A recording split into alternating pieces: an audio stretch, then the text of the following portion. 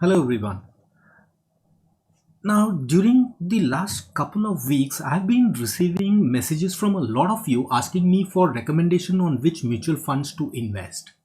So I decided to make this short video where I'm going to showcase maybe 7 or 8 of the top performing funds in my opinion.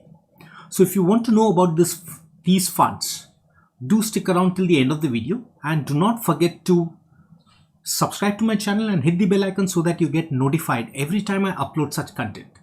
So without any further delay, let's begin.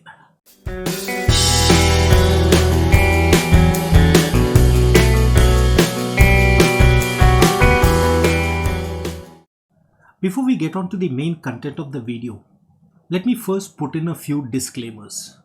1. I am not a mutual fund investment advisor and I am not associated with any of these mutual funds either as an advisor or as a distributor. 2. The kind of instruments that we are talking about are equity instruments, and therefore investment in these instruments would entail the same risk that would be involved when you are investing in any equity related instruments. Third, the modus operandi of the investment which I am talking about in all of these schemes is SIPs or systemic investments plans. I would never recommend investing in lump sum or in one go, especially to those people who are just about beginning their journey in the world of investments or to those people who are part-time investors. And more importantly, before you invest, please make sure that you have gone through the fact sheet of the scheme very carefully and you have also had a look at the portfolio constituents. And finally, see, I am not your investment advisor. I do not know your financial goals. I am not aware of your financial planning time horizon. I am not aware of the tax structure that you are operating in. So this video is not to be taken or construed in any way to be an investment recommendation by me to you. Finally, it is you who are supposed to take the call. The intention of this video is just to present before you some of the top performing funds as of December 2020, right? And which in my opinion are funds where I would put my money if I were to invest in them for the next couple of years. Of course, once you have invested, you need to constantly be reviewing your investments so that the investments are in sync with your investment objectives. So now let's have a look at the funds which in my opinion are some of the top performing funds as of today. Okay, now here is my list of preferred funds. Now essentially I have covered only about 4 funds. There are other funds, but I personally only prefer investing in any one of these or a combination of these 4 funds. Now, while comparing the funds, I've essentially used 5 parameters. Now, what are the parameters which I've used? I've used size, age, 3-year returns, expense ratio, and Sharpe ratio. These are the 5 parameters which personally I often tend to look at when I'm investing in a mutual fund, apart of course from the fact that I do have a look at who's the fund manager and the portfolio breakup. Now the first fund is Mirae Asset Focus Fund. The size of the fund is 3,701 crores. The age is about 1 year, so it's a pretty new fund. And that, according to me, is a minus point as far as investing in this fund is concerned as of today. The 3-year return, of course, there cannot be, I'm sorry, there is no 3-year return. This return is only for 1 year. That's why I've marked a star out here. It's 21.86. Now, on the face of it, this looks pretty high, but you really cannot use this to take any decisions because understand, in the last 1 year, the market has rallied very sharply, right? And it would have been possible for any fund which has been in operation in the last 1 year to make handsome gains. But the more important question is, how will it perform in the future when the market undergoes various cycles? that is yet to be seen in case of Mirae Asset Focus Fund. It's got an expense ratio of 0.41, which is pretty low, and Sharpe ratio is not available for this fund as of yet. The second fund is Mirae Emerging Blue Chip Fund. The size is 11,929 crores. Now, this for me is a bit of a discomfort because I personally prefer investing in funds which have assets under management ranging between 3,000 to 7,000 crores. Now, that is the sweet spot as far as I am concerned. Now, please do remember, this is my personal preference. There's no scientific rule or law for it. This is my personal preference because I feel that if the fund is too big, then in all probability it is over diversified, which could be a drag on the return. And if it is too small, then possibly it's not diversified enough to protect the portfolio. So in this case, the asset size is 11,929 crores, which for me is a bit too big for my comfort. The age, it's been in existence for 7 years. The 3-year return is 11.60, which is pretty decent. Expense ratio 0.76 and Sharpe ratio 0.24. Then, if we look at Mirae Asset Hybrid Equity Fund, we are seeing that the size is 3,824 crore. Now that falls right into my sweet spot for investment. It's got 5 years of existence. 3-year return is 10.51. Now 10.51 is not exactly very high return, but at the same time, you cannot dismiss it off as a very low return considering that bank fixed deposits only give you in the range of 5.75 to 6%. So this is a pretty decent return, although not on the higher side. The expense ratio is 0.4 and Sharpe ratio is 0.27. Now, one of the key features of Mirae Asset Management Company is that it somehow manages to keep the expense ratio at a very low level, and which is very good for the investor. Because remember, higher expense ratio only eats away into the return for the investor. And as far as expense ratios go, keeping it at low level, Mirae is possibly one of the best funds to invest in. It's possibly got one of the lowest expense ratio in the industry. So this is my first fund house, that is Mirae. The second fund house that I tend to prefer is the Canara Robeco fund. Now first we have Canara Robeco Blue Chip Equity, which is 1,122 crores, slightly on the smaller size. Age is 7 years. Returns 14.60. That's a pretty high return. But at the same time, keep in mind that the fund size is small. So at times it's easier to generate a slightly higher return on a small fund size. But the question is, if the fund size increases, will it be able to sustain these kind of return is something that you need to consider before investing. So by itself, 14.60 is a pretty decent return. It's a pretty high return. It's got an expense ratio of 0.87. Now understand that any expense ratio below 1 is considered to be pretty good.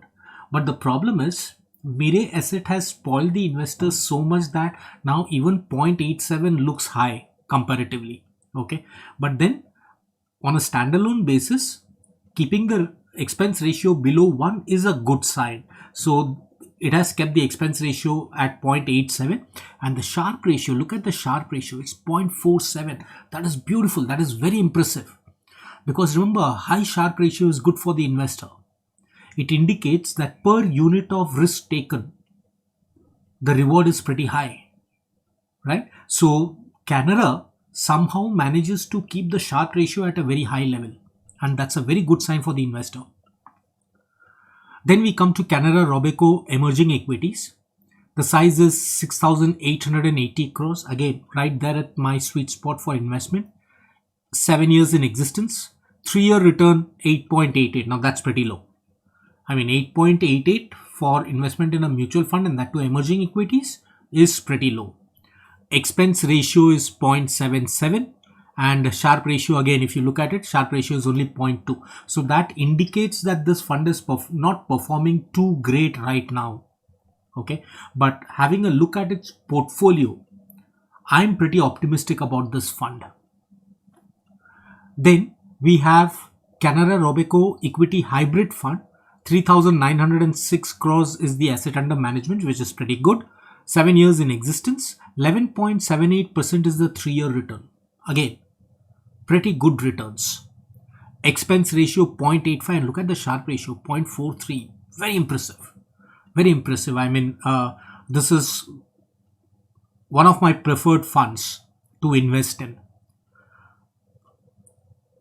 Purely on two counts. One is the size fits right into my personal preference. That is that, 2000 to 5000 zone.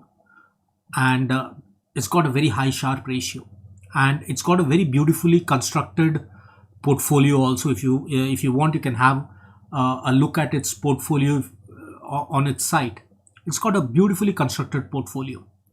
Then you have Canara Robeco Equity Diversified. 2,784 crores is the asset under management. Again, a very nice size. 7 years in existence. 3-year return 12.45. Brilliant. That's a pretty high return with an expense ratio of 0.86 and a nice Sharpe ratio of 0.39. That's touching almost 0.4, right? So this is also a very nice fund to have a look at. Then the third fund house, which I personally tend to have a preference, is Axis. Look at Axis Blue Chip Fund, 20,480 crores. Of course, you might say, sir, the fund size is too big. Absolutely. Fund size is too big, and we know that it becomes very difficult to achieve higher returns on larger fund bases. But that's the beauty of this scheme. If you see, it's generating a 3-year return of 15.51 on this asset under management. That gives you an indication of the brilliancy of the management of the fund, right? It's got an expense ratio of 0.55 and look at the Sharpe ratio, 0.41. Right?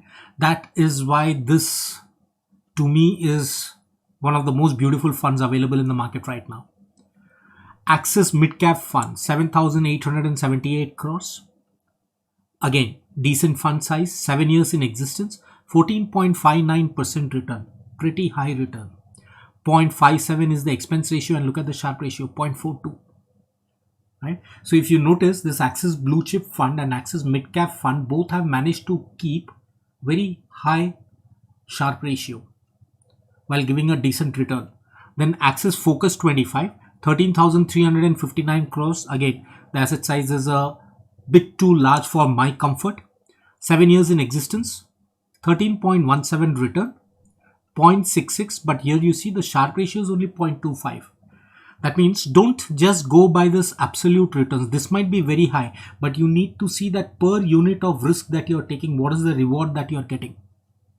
Okay, I mean, if I'm going to invest in a mutual fund, then it is obvious that I'm taking a risk. Then I would rather take a risk where my return to risk ratio is very high. Okay, then Axis Multi-Cap Fund, again another brilliant fund, 7,099 crores, 3 years in existence, 14.91% is the return, so pretty high return. But look at its Sharpe ratio, 0.51. What a brilliant Sharpe ratio. I mean, this is phenomenal. 14.91% with a 0.51 Sharpe ratio, right? But the only drawback to this scheme is that it has been only 3 years in existence, so it possibly has not gone through different market cycles. So it would be interesting to see how this faces different market cycles. And then the dark horse of all of these, Parag Parikh Long-Term Equity Fund. Now this fund would be pretty unknown to a lot of people. That is because you wouldn't see them advertising, right? This is a very conservative, very focused fund with very clearly defined investment objectives and strategy. And it is an absolutely well managed fund. In fact, they are so focused. If you go to their website, I think you would see only about 2 or 3 schemes which they offer. It's not, that they are offering 50 different schemes. They are so well focused. Okay. The asset under management is 5,008 crores, 7 years in existence. Look at the return, 15.13, and look at the Sharpe ratio, 0.49. Such a high return. This return is matched or exceeded only by this Axis Blue Chip Fund. But look at the Axis Blue Chip Fund Sharpe ratio, it's only 0.41. So here you're getting a high return with a high Sharpe ratio, 0.49. So of all this, possibly this gives me the best in terms of return, unless if you consider Axis Multicap Fund. But then Axis Multicap Fund has been in existence only for 3 years, whereas this has been in existence for 7 years now, right? Although the expense ratio is pretty high, and that is understandable because the number of schemes that they have is very less. So obviously the expenses that they incur has to be absorbed only by those 3 schemes. Whereas other mutual funds have got 50 different schemes, and each of those schemes absorbs a little bit of the expenses, right? So the expense is pretty high, but that notwithstanding, this fund would make great investments provided you have a long-term objective. And if you visit their website, they make it aptly clear that only those investors who have a little bit of a long-term approach to investment should invest in their funds, right? So this list, according to me, or in my opinion, is my preferred list of investment for 2021, right? And it would be interesting to see how these funds perform in the years to come. So I hope you found this video useful, and like I mentioned before, do subscribe to my channel. That keeps me motivated, and do not forget to hit the bell icon so that you get notified every time I upload a content like this. Stay healthy, stay fit, and cheer.